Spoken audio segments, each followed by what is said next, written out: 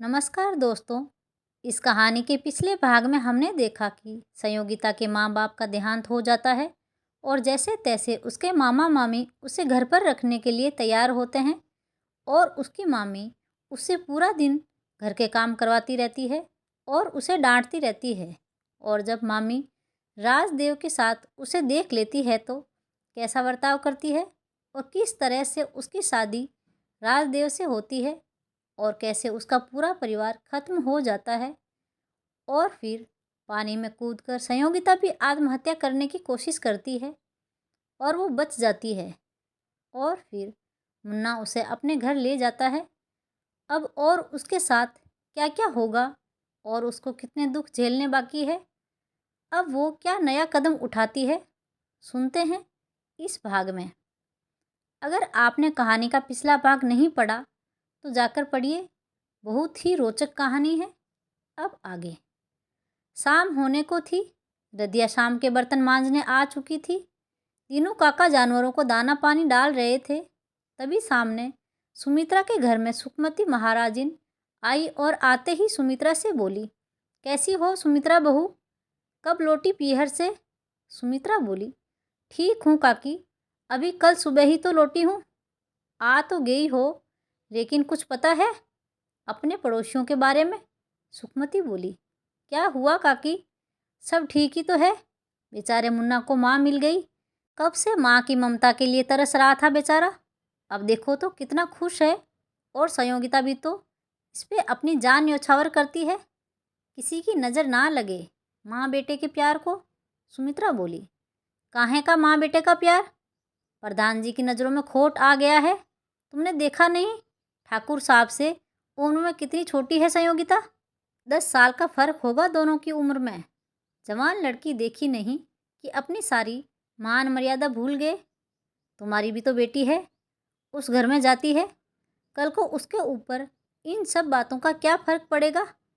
अभी तुम्हें ज़िंदगी का तजुर्बा नहीं है, इसलिए तुम इन बातों को हल्के में ले रही हो। तुम ही सोच कर देखो भला, कोई भी अनजानी पराई लड़की ठाकुर साहब के घर में आ जाती है और उसे मुन्ना की माँ की पदवी दे दी जाती है, ऐसा कहीं होता है भला? समाज कुछ भी नहीं होता, समाज की रजामंदी कुछ भी मायने नहीं रखती। और उस लड़की को क्या है, उसके ना आगे कोई ना पीछे, उसकी प्रतिष्ठा पर नहीं, ठाकुर साहब की प्रतिष्ठा पर असर पड़ रहा है। बिन ब्याह के कोई भी लड़की किसी गैर मर्द के यहाँ कैसे रह सकती है? समाज थू थू कर रहा है ठाकुर साहब को। सुखमती इतना सब एक साथ बोल गई, लेकिन काकी लड़की तो भली है। सुमित्रा बोली, किसने देखा है, ऐसे भोले लोग दुनिया में बहुत मिलते हैं और मतलब पूरा होने पर चलते बनते हैं। सुखमती बोली, नहीं काकी, संयोगिता तो ऐसी नहीं दिखती। सुमित्रा बोली, शुरू में सब सीधे ही दिखते हैं सुमित्रा बहू, अब मुझे क्या लेना देना, तुम्हारे पड़ोसी हैं, तुम्हारा व्यवहार तुम जानो, मैं तो चली अपने घर। और इतना कहकर सुखमती आग में घी डालकर चली गई। तभी मिठी बोली, माँ, मैं मुन्ना के घर खेलने जा रही हूँ। नहीं, अभी तू कहीं किसी के घर खेलने नहीं जाएगी। सुमित्रा बोली, लेकिन क्यों माँ? मिठी बोली, मैंने कहा ना कि तू मुन्ना के घर नहीं जाएगी तो बस नहीं जाएगी। सुमित्रा गुस्से से बोली और फिर मिठी का हाथ पकड़कर सुमित्रा घर के अंदर ले गई। ये सब रदिया ने देख लिया था और अंदर जाकर शिवनंदन से कह सुनाया। शिवनंदन सिंह पहले से ही परेशान थे, अब और भी परेशान हो गए। शिवनंदन सिंह ने रात्रि का भोजन भी ठीक से नहीं किया और रात भर चिंता से सो भी ना सके। दूसरे दिन जैसे ही संयोगिता बाहर निकली, सुमित्रा दरवाज़ा बंद करके फौरन अंदर चली गई। संयोगिता को सुमित्रा का ऐसा व्यवहार अच्छा नहीं लगा और वो मन मसोस कर रह गई। संयोगिता का मन किसी काम में नहीं लग रहा था। दोपहर होने को थी। तभी सुखमती गांव की कुछ बुजुर्ग महिलाओं और पुरुषों के साथ शिवनंदन के घर के बाहर जा पहुंची। उनमें से एक बुजुर्ग बोले, तो प्रधान जी, आपने क्या फैसला किया? शिवनंदन जी से बोले, मुन्ना बहुत ही स्नेह रखता है उस लड़की से, उसे माँ मानता है और वो भी पूरी की पूरी ममता उस पर लुटाती है। मुझे कुछ भी नहीं सूझ रहा, कोई भी रास्ता दिखाई नहीं दे रहा। लेकिन ठाकुर साहब, बिना ब्याह के कोई भी लड़की ऐसे कैसे आपके घर रह सकती है? समाज में रहकर आप ऐसा कैसे कर सकते हैं? उनमें से दूसरे बुजुर्ग ने कहा। तभी सुकमती बोली, बुलाइए उसे बाहर, हम लोग बात करते हैं। तभी दीनू काका भी खेतों से आ पहुँचे और रदिया पहले से मौजूद थी। दीनू काका बोले, मैं बुलाता हूँ संयोगिता बिटिया को। दीनू काका ने संयोगिता को आवाज़ दी।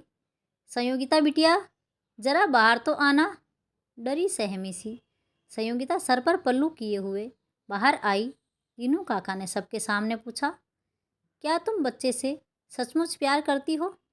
संयोगिता ने अपनी गर्दन नीचे किए हुए ही हाँ में अपना सिर हिलाया। तभी सुकमती बोल पड़ी, तो क्या किसी भी राह चलती औरत को मुन्ना की माँ बनाकर इस घर में ले आओगे? पता नहीं कहाँ से आई है, कौन है? ऐसी बहुत सी बाजारू औरतें ऐसे ही घूमती रहती है।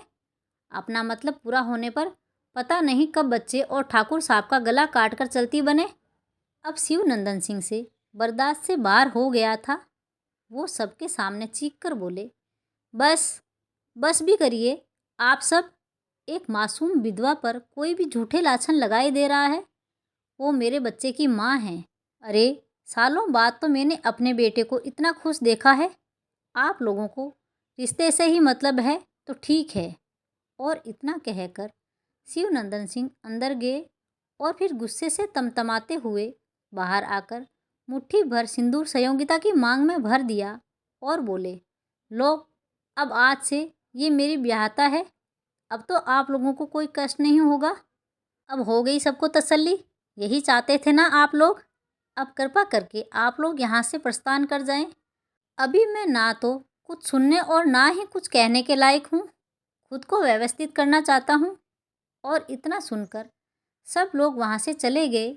सबके जाने के बाद पता नहीं संयोगिता को क्या हुआ, ऐसे ही खड़े खड़े गिरकर बेहोश हो गई। रदिया भागकर आई संयोगिता को उठाने के लिए। शिवनंदन सिंह भागकर अंदर से ठंडा पानी लेकर आए। रदिया ने पानी संयोगिता के चेहरे पर छिड़का। पानी पड़ते ही संयोगिता को होश आ गया। होश आते ही संयोगिता रदिया से लिपटकर फूट फूट कर रोने लगी और बोली, ये सब क्या हो गया? इसकी आशा नहीं थी मुझे। मैं तो बस बच्चे के साथ रहना चाहती थी। उसके साथ रहकर मैं अपने सारे दुख भूल गई थी। लेकिन ये सब जो हुआ, पता नहीं क्या लिखा है मेरी किस्मत में। रदिया बोली, चुप हो जाओ बिटिया, अब रोने से कुछ होने वाला नहीं है। ये समाज है बिटिया, यहाँ लोग चैन से जीने नहीं देते। अगर ठाकुर साहब तुम्हारी मांग नहीं भरते तो ये लोग और ना जाने कौन कौन से लाछन लगाते तुम पर। शायद यही नियति थी और यही उस ऊपर वाले की मर्जी थी। लेकिन इन सब में मेरा क्या दोष? मैं तो सिर्फ मुन्ना की माँ बनना चाहती थी, लेकिन मुझे तो ज़बरदस्ती किसी की पत्नी बना दिया गया। ये कैसी नियति? ये नियति है या मेरा फूटा भाग्य? संयोगिता गुस्से से चीख पड़ी। संयोगिता गुस्से से उठी और कुएं से एक बाल्टी निकालकर अपने ऊपर उड़ेलकर बोली, काकी, नहीं बनना मुझे किसी की पत्नी। लो धुल गया सिंदूर। मैं किसी की ब्याहता नहीं हूँ और अब मैं इस घर में भी नहीं रहूँगी। कल ही अपने घर लौट जाऊँगी। क्या हुआ जो कोई सदस्य नहीं है मेरे घर में? कम से कम घर तो है, वहाँ कम से कम कोई मुझ पर लांछन नहीं लगाएगा। काकी बोली, चलो बिटिया, पहले तुम अंदर चलकर अपने कपड़े बदल लो। अभी तुम्हारा मन अच्छा नहीं है। अभी तुम गुस्से में हो, इसलिए ऐसा कह रही हो। बाद में ठंडे दिमाग से सोचना। शाम का समय है, धीरे धीरे अंधेरा भी गहरा रहा है।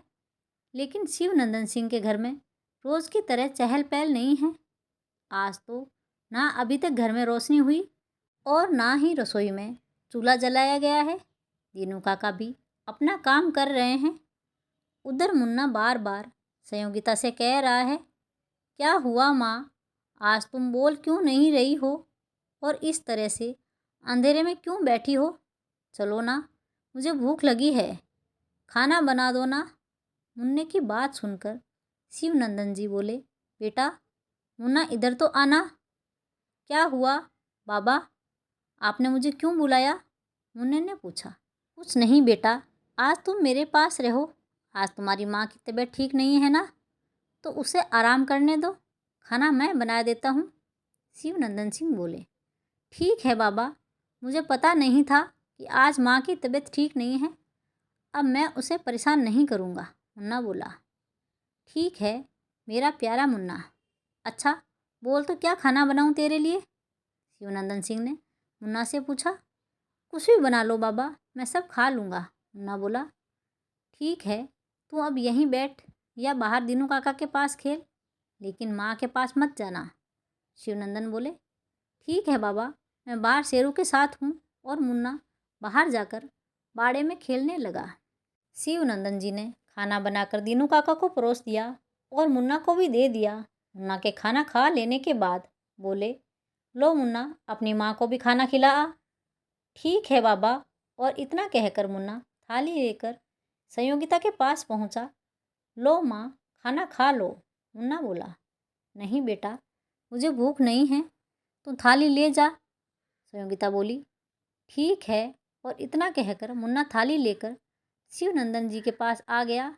शिवनंदन बोले, मुन्ना तू दीनू काका के पास जा, मैं तेरी माँ को खाना खिलाकर आता हूँ। और शिवनंदन थाली लेकर संयोगिता के पास पहुँचे। माफ़ कीजिए, जो आज हुआ वो होना नहीं चाहिए था, वो सब क्रोधवश हुआ। मुझे पता है कि आज आपको मेरी वजह से बहुत कष्ट हुआ, लेकिन कृपा करके उसका गुस्सा आप खाने पर ना उतारे, शिवनंदन क्रोधवश बोले। संयोगिता गुस्से में तमतमाते हुए बोली, ये आपने जानबूझकर किया है। आपके मन में बात आई भी कैसे कि मैं आपसे ब्याह कर सकती हूँ? मैं किसी की विधवा हूँ, तो इसका मतलब ये नहीं कि कोई भी मुझ पर हक जताकर अपनी ब्याहता बना लेगा। मैं अपने पति से अब भी बहुत प्यार करती हूँ और हमेशा उन्हीं से ही करती रहूँगी। और मैं कल ही आपका घर छोड़कर चली जाऊँगी। नहीं चाहिए आपकी खैरात। आपके घर में सर छुपाने की इतनी बड़ी कीमत मांग ली आपने। लज्जा नहीं आई आपको किसी विधवा की मजबूरी का फ़ायदा उठाते हुए? कुछ तो रहम किया होता। यूं ही सबके सामने मेरी मांग में सिंदूर भर दिया। क्या जवाब दूंगी मैं अपनी अंतरात्मा को? मुझे खुद से घृणा हो रही है। और ये खाना लेकर आप कौन सी सांत्वना देने आए हैं मुझे? जो आपको करना था वो तो आपने कर ही दिया। अभी इसी वक्त मेरे सामने से चले जाइए, मैं अभी अपने आपे में नहीं हूँ। और शिवनंदन सिंह थाली लेकर वापस आ गए। उनकी आंखें भी भर आई थी। शायद 2 बूंद आंसू भी टपक गए, जो उन्होंने फ़ौरन पोंछ लिए ताकि कोई देख ना ले। उस रात शिवनंदन सिंह भी बिना खाना खाए ही सो गए। दूसरे दिन सुबह का माहौल भी एकदम सुस्त सा था। रदिया ने अपना काम कर दिया और बोली, बिटिया हम जा रहे हैं। संयोगिता बोली, काकी मैं भी आज यहाँ से चली जाऊँगी।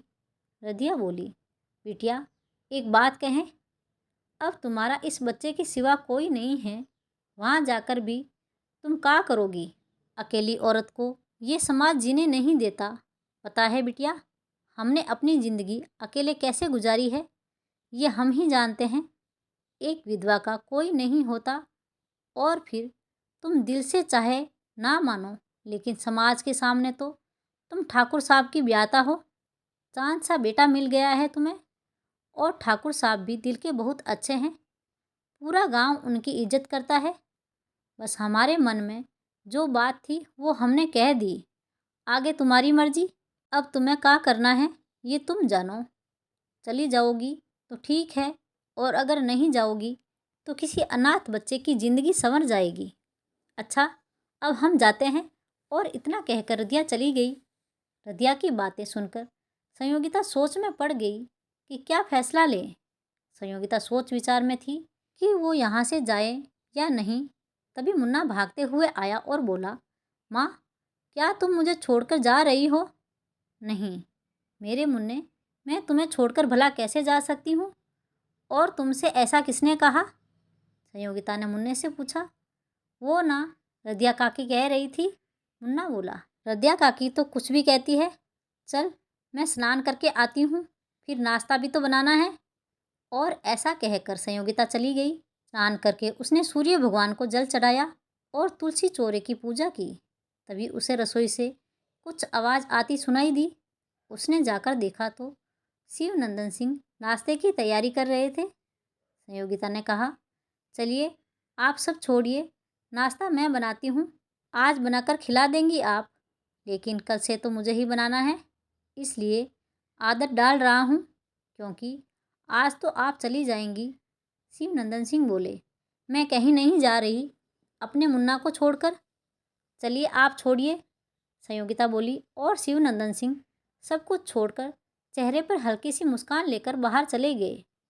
आज घर में थोड़ी रौनक थी, क्योंकि सबके चेहरे पर मुस्कान थी। दोपहर होने को थी, तभी सुमित्रा कुछ सामान लेकर संयोगिता के पास आई। संयोगिता बहन, मैं तुमसे कुछ कहने आई थी और कुछ देने। हाँ बहन बोलो, क्या बात है? संयोगिता ने सुमित्रा से पूछा। सुबह माता के मंदिर गई थी, वहाँ से ये लाल चूड़ियाँ सिंदूर लाई हूँ। लाओ तुम्हारी मांग में डाल दूँ, और ये लाल चूड़ियाँ तुम्हारी कलाइयों में पहना देती हूँ, ताकि अब से कोई तुम पर उंगली ना उठा पाए। सुमित्रा ने संयोगिता से कहा। लेकिन बहन, ये सब मेरे लिए क्यों? अभी कल के सदमे से मैं उबर नहीं पाई हूँ, और आज तुम ये सब लेकर आ गई। संयोगिता दुखी होकर सुमित्रा से बोली। लेकिन बहन, ये सब करने से अगर तुम पर लोग उंगली उठाना बंद कर देते हैं तो क्या बुराई है? ये सब करने से समाज का मुंह बंद होता है तो क्या बुरा है?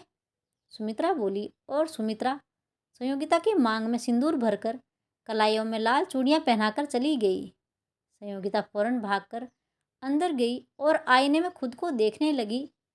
उसे आज फिर से अपनी मांग में सिंदूर भरा देखकर, कलाइयों में चूड़ियाँ देखकर अच्छा लगा। तभी दोपहर का खाना खाने तीनों काका आ पहुँचे। उन्होंने संयोगिता को इस रूप में देखकर कहा, अच्छी लग रही हो बिटिया, भगवान तुम्हें हमेशा खुश रखे। और संयोगिता अपनी पलकें नीचे करके लज्जाते हुए बोली, काका अभी खाना लेकर आती हूँ। तीनों काका भी मन ही मन मुस्कुराते हुए बोले, बिटिया तुम्हारे लिए यही सही है, यहाँ तुम हमेशा खुश रहोगी। काश तुम्हारे मन में मालिक के लिए भी प्रेम पनप जाए। संयोगिता ने सबके लिए खाना परोसकर सबको बुलाया। शिवनंदन सिंह खाना खाने रसोई में पहुँचे और संयोगिता का ऐसा रूप देखकर अंदर ही अंदर प्रसन्न हो गए। शाम को रदिया बर्तन मांजने आई और संयोगिता से पूछ बैठी, बिटिया तुम गई नहीं? ना जा पाई काकी, मुन्ने का मुंह देखकर रह गई। संयोगिता ने जवाब दिया, हम तो कहेंगे कि बिटिया तुम्हारे लिए यही सही है, और आज मांग में सिंदूर भर अच्छी लग रही हो। हमेशा इसी तरह श्रृंगार में दिखो, हमारा आशीर्वाद है। रदिया काकी बोली। संयोगिता ने सुहागन की तरह रहना तो शुरू कर दिया था, लेकिन शिवनंदन सिंह को वो अभी भी माफ़ नहीं कर पाई थी। अब संयोगिता को शिवनंदन के घर में रहते 2 महीने बीत गए थे। उसने बाड़े को हरा भरा बना दिया था। कई जगह फूलों के पौधे लगा दिए थे, कहीं पर गुलाब और गुड़हल के पौधे, कुछ मिर्च, बैंगन और धनिया भी लगा रखा था। जो भी आता घर की शोभा देखकर मंत्रमुग्ध हो जाता और कहता, ठाकुर साहब सही कहा गया, घर में बिना औरत के शोभा नहीं रहती। शिवनंदन इतना सुनते और खुश हो जाते, लेकिन अपने लिए अब भी संयोगिता की नाराज़गी देखकर उनका मन खिन्न हो जाता। वो जब कभी संयोगिता को दूर से निहारते रहते, लेकिन जैसे ही संयोगिता उनकी तरफ देखती तो नज़रें दूसरी ओर फेर लेते। तीनों काका और रदिया की पारखी नज़रों से ये सब छुपा नहीं था, और दोनों ही चाहते थे कि संयोगिता और शिवनंदन एक हो जाए, उनके बीच की दूरियां मिट जाए। अगर भगवान ने दोनों को जोड़ा है तो बीच में गांठ क्यों रह जाए। ऐसे ही दिन बीतते जा रहे थे। शिवनंदन संयोगिता को पसंद करने लगे थे, और करे भी क्यों ना। संयोगिता जैसी सुगढ़ गृहिणी उनके बच्चे और बिखरे हुए घर को जो संवार दिया था। संयोगिता के आने से अब उनका घर घर जैसा लगने लगा था। उनके घर में संयोगिता का आना कुछ इस तरह से था जैसे कि मृत शरीर में प्राण आ गए हो। लेकिन संयोगिता शिवनंदन सिंह के मन के भावों को समझकर भी अनदेखा कर रही थी। वो शिवनंदन सिंह को मन से क्षमा नहीं कर पा रही थी, लेकिन कभी कभी सोचती भी थी कि प्रधान साहब ने इतना बड़ा भी अपराध नहीं किया है जो क्षमा ना किया जा सके। उस समय उनके पास भी तो इसके सिवा और कोई चारा नहीं था। ऐसा तो नहीं कि मैं उनसे बेवजह नाराज़ हूँ। बस ऐसे ही दोनों के मन में उलझनों भरे भाव थे, लेकिन एक दूसरे से दोनों व्यक्त करने में असमर्थ थे। तभी एक रोज़ शिवनंदन सिंह के एक दोस्त के घर से शादी का न्योता आया। शिवनंदन सिंह के दोस्त की भतीजी की शादी थी। दोनों दोस्त बचपन से दोस्त थे और साथ में पढ़े भी थे। न्योता मिलते ही शिवनंदन सिंह ने संयोगिता से कहा कि सुनिए। संयोगिता थोड़ा ऐंठ के बोली, जी कहिए। मेरे पास ज़्यादा समय नहीं है। वो मैं ये कह रहा था कि मेरे दोस्त की भतीजी की शादी है और हमें उसे अवश्य ही आशीर्वाद देने जाना पड़ेगा, तो आप ज़रा तैयारी कर लेती और जो भी आपको ख़रीदना है तो सुमित्रा भाभी के साथ बाज़ार जाकर ले आइए। ये रहे रुपए, और बिटिया के लिए ब्याह में देने के लिए कोई तोहफा भी खरीद लीजिएगा और हो सके तो आज और कल में सारी तैयारी हो जाए, क्योंकि परसों हमें निकलना होगा। शिवनंदन ने संयोगिता से कहा। संयोगिता फिर तुनक कर बोली, ठीक है, मैं सब कर लूँगी, लेकिन दीनू काका का क्या होगा? उनके लिए खाना कौन बनाएगा? आप चिंता ना करो, मैं उनका कुछ ना कुछ इंतज़ाम कर दूँगा। शिवनंदन सिंह बोले और संयोगिता ने सुमित्रा को बुलवा लिया। सुमित्रा बहन, हम लोगों को एक शादी में जाना है, तो क्या आप मेरे साथ खरीदारी के लिए चल सकती हैं? संयोगिता बोली, हाँ हाँ, क्यों नहीं, ये भी कोई पूछने वाली बात है। सुमित्रा बोली, लेकिन बहन एक समस्या है। अगर मैं शादी में चली गई तो दीनू काका के खाने का क्या होगा?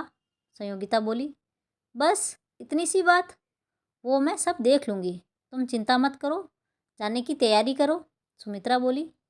सुमित्रा और संयोगिता ने साथ मिलकर खरीदारी पूरी कर ली। जिस रोज़ संयोगिता को जाना था तो रदिया बोली, ठहरो बिटिया, हम सुमित्रा बिटिया को बुलाकर लाते हैं, वो ही तुम्हें ठीक से तैयार करेंगी। और सुमित्रा आ पहुंची। संयोगिता को तैयार करने सुमित्रा को आते हुए देखकर शिवनंदन सिंह बोले, सुमित्रा भाभी, उनसे कहिए कि जो संदूक में गहने रखे हैं वो भी पहन ले। मैं कहूँगा तो नहीं पहनेगी, लेकिन आप कहेंगी तो आपकी बात मान लेगी। ठीक है भाई साहब, आप चिंता ना करें, मैं मना लूँगी। और भी कुछ कहना है तो कह दो उनसे कि आपने कहा है। सुमित्रा ने शिवनंदन से ठिठोली करते हुए मुस्कुराकर कहा।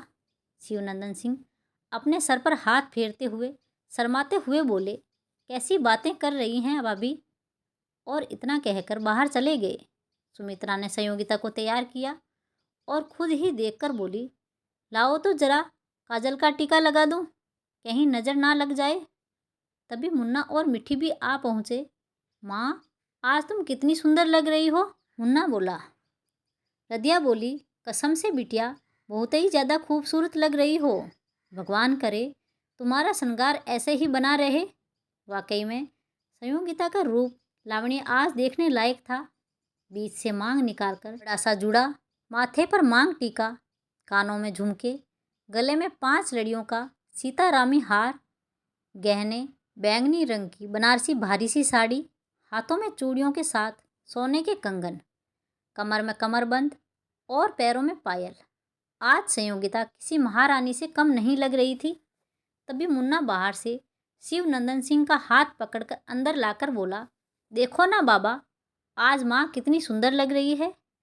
शिवनंदन सिंह ने जैसे ही संयोगिता को देखा तो कुछ बोल ही नहीं पाए और बस एकटक संयोगिता को निहारते रह गए। मुन्ना फिर बोला, बोलो ना बाबा, माँ सुंदर लग रही है ना। शिवनंदन सिंह ने सर हिलाकर हाँ में जवाब दिया। मुन्ना बोला, ऐसे नहीं बाबा, मुंह से बोलो कि सुंदर लग रही है। अरे हाँ, आज तेरी माँ बहुत सुंदर लग रही है। और इतना कहकर शिवनंदन सिंह बाहर चले गए। रदिया और सुमित्रा ने शिवनंदन के भावों को बहुत अच्छे से पढ़ लिया था। तांगे पर सामान चढ़ाया जा चुका था, बस सब निकलने ही वाले थे। बाहर आकर संयोगिता ने सुमित्रा से कहा, अच्छा बहन, चलती हूँ, दीनू काका का ख्याल रखना। और इतना कहकर संयोगिता तांगे पर बैठ गई। तांगा चल पड़ा अपनी मंजिल की ओर। 30-40 किलोमीटर का सफ़र था। रास्ता भी बहुत सुहावना था। कहीं तो पानी से भरे हुए पोखर मिलते और उन पर गहरे गुलाबी बेशरम के फूल तैरते हुए नजर आ जाते, तो कहीं खेतों में काम करते हुए लोग नजर आ जाते, कहीं पेड़ों की घनी छाया मिलती थी, तो कहीं झाड़ियों का बिरापन।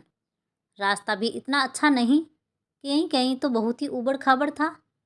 तांगा भी अपना संतुलन खो बैठता था। तो तब शिव नंदन सिंह तांगे से उतर जाते। इसी के चलते संयोगिता का पल्लू भी बार बार गिर रहा था। ऊपर से उसे इतनी भारी साड़ी पहनने की आदत नहीं थी, और जब भी संयोगिता का पल्लू गिरता, शिव नंदन सिंह कनखियों से संयोगिता को निहार लेते। ये सब संयोगिता भी महसूस कर रही थी, लेकिन साथ में नज़रअंदाज भी कर देती। तभी तांगे वाला बोला, ठाकुर साहब, अब थोड़ी देर सुस्ता लेते हैं, देखते हैं अगर कोई कुआं दिखता है तो किसी पेड़ के नीचे तांगा खड़ा कर देते हैं। शिव नंदन सिंह बोले, जी बिल्कुल, कुछ जलपान भी ग्रहण कर लेंगे, सबको भूख भी लग आई होगी, और अभी वहाँ पहुँचने में ना जाने कितना समय लगे। तभी एक जगह एक कुआं दिखा और वहाँ पेड़ों की घनी छाया भी दिखाई दी। तांगे वाला बोला, ये जगह ठीक दिख रही है, यहाँ तांगा रोक दें, और शायद वहाँ पहले से ही एक तांगा और भी खड़ा है। हाँ हाँ, क्यों नहीं, मुझसे पूछने की क्या ज़रूरत है। आपको अगर जगह ठीक लग रही है तो तांगा रोक दीजिए, शिव नंदन सिंह बोले। तभी तांगे वाले ने तांगा रोक दिया, लेकिन परिचय हुआ तो वो दूसरे तांगे वाले तो गांव के ही निकले, और वो परिवार भी उसी शादी में जा रहा था। लेकिन उनको यहाँ रुके हुए बहुत देर हो गई थी, तो उन्होंने शिव नंदन सिंह से कहा कि हम अब चलेंगे, आप लोग विश्राम कीजिए। और इतना कहकर वो लोग चले गए। तांगे वाले ने अपने तांगे में रखी बाल्टी उठाकर पानी निकाला, सबने हाथ पैर धोए। फिर संयोगिता ने आलू की सब्जी और पूड़ियाँ निकाली, साथ में आम का अचार भी, जो वो घर से बनाकर लाई थी। सबने साथ में भोजन किया, और थोड़ी देर विश्राम करने के बाद तांगा फिर अपने गंतव्य की ओर चल पड़ा। गहरी दोपहरी चढ़ आई थी, सूरज भी गर्मी फेंक रहा था। अब मुन्ना संयोगिता की गोदी पर सर रखकर सो गया था, और अब संयोगिता की भी बार बार आंख झपक रही थी, और सब शिव नंदन सिंह देख रहे थे।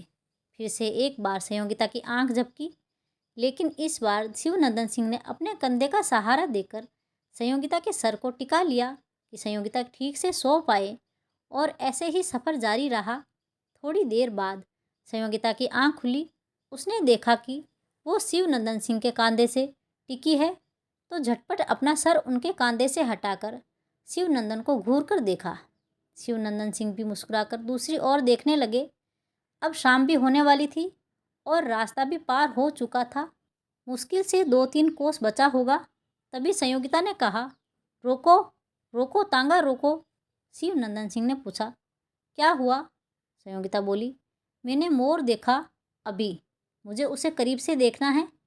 शिव नंदन सिंह संयोगिता की इस तरह की बचकानी हरकत देखकर हंस पड़े। शिव नंदन सिंह का अपने ऊपर ऐसा हंसना देखकर संयोगिता चिढ़कर बोली, बढ़ाइए तांगा, अब मुझे कुछ नहीं देखना। शिव नंदन बोले, नहीं नहीं, अब हम मोर देखकर ही जाएंगे। अरे चलिए, उतरिए तांगे से। और सब उतरकर मोरों के झुंड को देखने लगे। अंधेरा गहराने तक तांगा शादी वाले घर मेहमानों को लेकर जा पहुंचा। दरवाजे पर पहुंचते ही संयोगिता ने अपना घूंघट थोड़ा लंबा कर लिया। शिव नंदन सिंह अपने दोस्त धर्मवीर से गले मिले और बड़े बुजुर्गों के चरण स्पर्श किए, और संयोगिता ने भी बड़ों के चरण स्पर्श किए। अरे मित्र, ये सब कब हुआ और हमें बताया भी नहीं। धर्मवीर सिंह बोले, बहुत लंबी कहानी है मित्र, आराम से बैठकर सुनाता हूँ। शिव नंदन सिंह बोले, और कुछ महिलाएं संयोगिता को अपने साथ अंदर लेकर चली गई, और शिव नंदन अपने मित्र धर्म के साथ जा बैठे। शिव नंदन सिंह ने जलपान ग्रहण करते करते सारी कहानी कह डाली। धर्म सिंह बोले, अच्छा तो ये सब अचानक ही हो गया, लेकिन ये बताओ अब तो सब ठीक है ना। भाभी ने तुम्हें स्वीकार कर लिया या नहीं, तुमसे प्रेम करने लगी है या नहीं।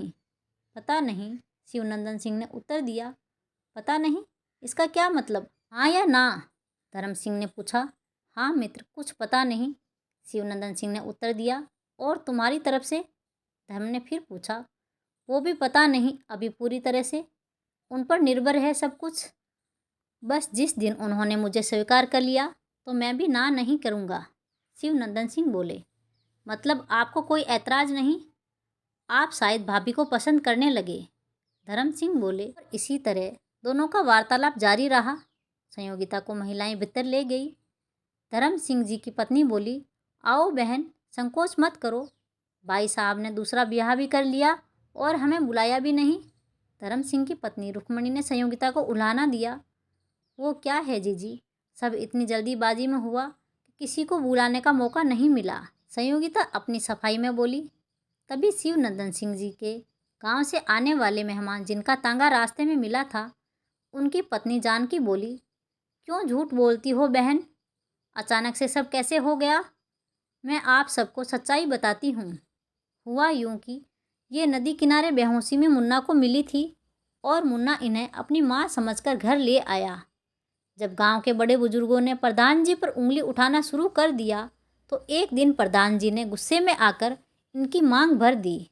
मर्दों का क्या है, और फिर अपने से 8-10 साल छोटी पत्नी मिले तो कोई भी मर्द शादी करने को राजी हो जाएगा। तभी रुक्मणी बोली, कैसी बातें कर रही हो बहन, बिना बात के किसी के बारे में ऐसे नहीं बोलते। जो भी हो, अब तो ये भाई साहब की ब्याता है। जानकी बोली, कोई किसी को मजबूरी में ब्याहता बनाता है और कोई मजबूरी में ब्याहता बनता है। अब ये तो वो ही जाने भला, मैं कैसे किसी के मन की बात जान सकती हूँ। रहने दीजिए जानकी बहन, यहाँ सब बिटिया को आशीर्वाद देने आए हैं, शादी अच्छे से निपट जाए बस। रुक्मणी बोली, अरे भाई, मुझे क्या लेना देना दुनियादारी से, वो तो मैं गलत को गलत और सही को सही कह रही थी।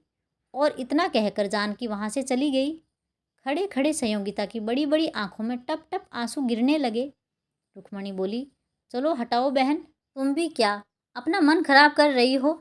लोग तो कुछ भी कहते रहते हैं। चलो हाथ मुंह धोकर कपड़े बदल लो। बहुत भारी साड़ी पहन रखी है, इसमें काम भी नहीं करते बनेगा। जब कल बारात का समय हो तब फिर से पहनकर अच्छे से तैयार हो जाना। और इतना सुंदर चेहरा उदास अच्छा नहीं लगता, जरा मुस्कुराओ तो। और रुक्मणी की बात सुनकर संयोगिता मुस्कुरा दी। कपड़े बदलकर काम काज में लग गई। उस दिन सारे नेकचार निपटने के बाद रात्रि का भोजन शुरू हुआ। खाने में चने की दाल, कड़ी पकौड़ी, चने का साग, कद्दू की सब्जी, भरी हुई मिर्च का अचार, बूंदी का लड्डू, चावल और रोटी थी। पहले पुरुष और फिर महिलाएं की पंगत लगी। खाने के बाद सब फुर्सत में थे। तभी रुक्मणी संयोगिता से बोली, चलो बहन, बन्नी की मेहंदी तो लगा दो। संयोगिता खुश होकर बोली, हाँ हाँ, क्यों नहीं। तभी रुक्मणी की जेठानी वहाँ आकर बोली, कैसी बातें कर रही हो रुक्मणी, पता है ये पहले विधवा थी और दूसरी शादी में ना पंडित था और ना ही फेरे हुए, तो कैसी शादी और कैसी ब्याहता। इसके हाथों से मेरे बेटी को मेहंदी लगवाओगी? मुझे इनके गांव की जानकी ने सब बता दिया है। रुक्मणी बोली, ये सब बीती बातें हैं जीजी। नहीं, ये सब मैं मानती हूँ। रुक्मणी की जेठानी बोली।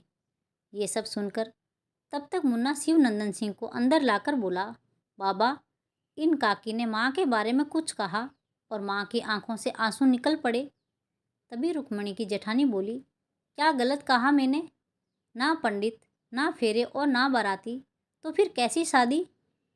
तब तक धर्म सिंह भी वहाँ आ पहुँचे। क्षमा करना मित्र, मैं यहाँ अब एक क्षण भी नहीं रुक सकता। शिव नंदन सिंह बोले, लेकिन क्यों मित्र? धर्म सिंह ने शिव नंदन से पूछा। जहाँ मेरी पत्नी का अपमान हो वहाँ मैं कैसे रुक सकता हूँ? मैं अभी इसी समय अपने परिवार सहित यहाँ से जा रहा हूँ। क्षमा करना मित्र, आप जब भी कहेंगे मैं आपके हर कार्य के लिए हमेशा तत्पर रहूँगा, लेकिन अभी आज्ञा दीजिए। उन्होंने संयोगिता से अंदर से सामान लाने को कहा और उसी समय धर्म सिंह से हाथ जोड़कर क्षमा मांगी और तांगे पर परिवार सहित जा बैठे। ये सब देखकर संयोगिता के मन में शिवनंदन के प्रति प्रेम के बीज ने अंकुर का रूप ले लिया था। धर्म सिंह का घर गुस्से में छोड़ तो दिया, लेकिन रात का समय और इतना लंबा सफ़र, ज्यों-ज्यों तांगा गांव छोड़ता जा रहा था तो डर भी बढ़ता चला जा रहा था।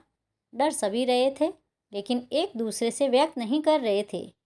भगवान का शुक्र था कि उस दिन उजियारी रात थी, मतलब चांद की रोशनी पूर्णतः धरती पर पड़ रही थी। लेकिन चाहे जो हो, रात तो रात होती है। कहीं उल्लू की आवाज़ डरा जाती तो झाड़ियों में सांप गोहरे से सरसराने की आवाज़ सुनाई दे जाती। फिर भी सफ़र जारी था, क्योंकि रुकने का भी कोई फ़ायदा नहीं था। तभी अचानक ना जाने कहाँ से 2-3 डाकू झाड़ियों से बड़ी बड़ी कटारों के साथ निकले और तांगा रुकवाकर तांगे वाले और शिवनंदन को पकड़ लिया और बोले, क्या क्या सामान है निकालो। शिवनंदन सिंह ने अपनी घड़ी, अंगूठी, चैन और बटुआ निकाल कर दे दिया। उनमें से एक बोला, तांगे में जो भी महिला हो उससे कहो अपने सब गहने दे दे, नहीं तो अभी तुम्हारा गला रेंत दूंगा। ये सुनकर संयोगिता तांगे से उतर कर आई और बोली, ऐसा ना कहें भाई जी, ये रहे मेरे सारे गहने और कृपा करके इन्हें छोड़ दीजिए। डाकू बोला, तुमने हमें भाई कहा है बहन, बिना गाली के हमसे कोई बात नहीं करता। तुम चिंता मत करो, हमें तुम्हारा कुछ नहीं चाहिए। हम तुम्हें कोई भी नुकसान नहीं पहुंचाएंगे और हम में से कोई एक तुम लोगों को तुम्हारे गांव तक छोड़कर आएगा, क्योंकि आगे और भी डाकू मिल सकते हैं। और ऐसा ही हुआ। आधी रात तक सब घर पहुंच गए। संयोगिता ने शिवनंदन सिंह से पूछा, ऐसा भी क्या गुस्सा कि आधी रात को शादी का घर छोड़ दिया था? कुछ कारण किसी का दिल जीतना था तो अभी तक नहीं जीत पाया। किसी को मुन्ने की माँ कहने का हक पाना है। शिवनंदन सिंह बोले। ये सुनकर संयोगिता शर्मा गई। फिर शिवनंदन सिंह ने पूछा, आप भी तो अपनी जान जोखिम में डालकर तांगे से उतर पड़ी। हाँ, मुझे भी तो किसी का दिल जीतना था ताकि मैं भी किसी को मुन्ने के बाबा कह सकूं। संयोगिता बोली, तो बनोगी मेरे मुन्ने की माँ? करोगी एक बार सबके सामने मुझसे ब्याह? शिवनंदन सिंह ने संयोगिता से पूछा और संयोगिता शर्माते हुए शिवनंदन सिंह के गले लग गई। आज दोनों दिल से एक दूसरे के हो गए थे और मुन्ना को सदा के लिए माँ का स्नेह मिल गया था। तो दोस्तों, आपको ये कहानी कैसी लगी? कमेंट बॉक्स में अपनी राय ज़रूर दीजिएगा और कहानी अच्छी लगी हो तो वीडियो को लाइक, शेयर और सब्सक्राइब करना ना भूलें। Thanks for watching.